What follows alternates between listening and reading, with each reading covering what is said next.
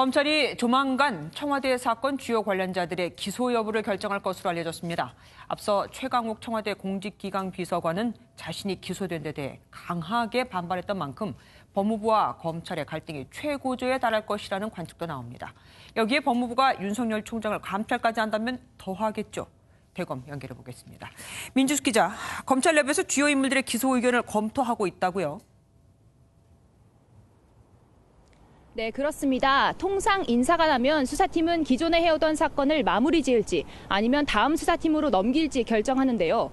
현 수사팀의 근무 날짜가 사흘밖에 남지 않은 만큼 검찰은 현실적으로 처리가 가능한 부분을 검토하고 있다는 입장입니다.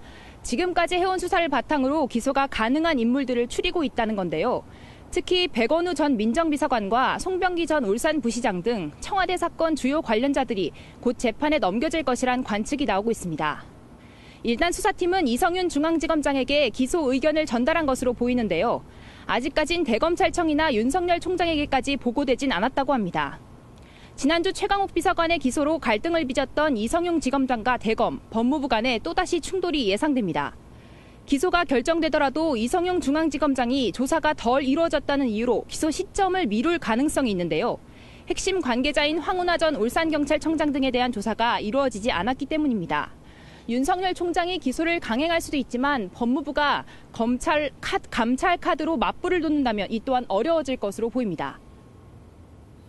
그런데 검찰 중간 간부 인사 이후에 청와대 선거 개입 의혹을 수사하던 부장검사가 사표를 냈다고요?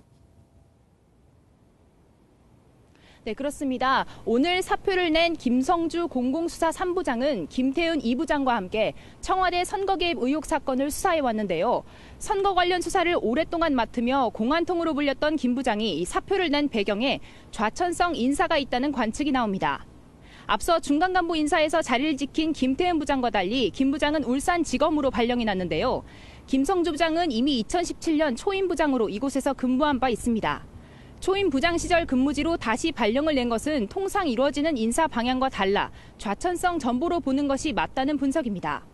앞서 서울중앙지검 첫 여성 차장검사로 알려진 인호공 성남지청장도 서울고검검사로 좌천성 인사가 난 직후 사직서를 제출했습니다.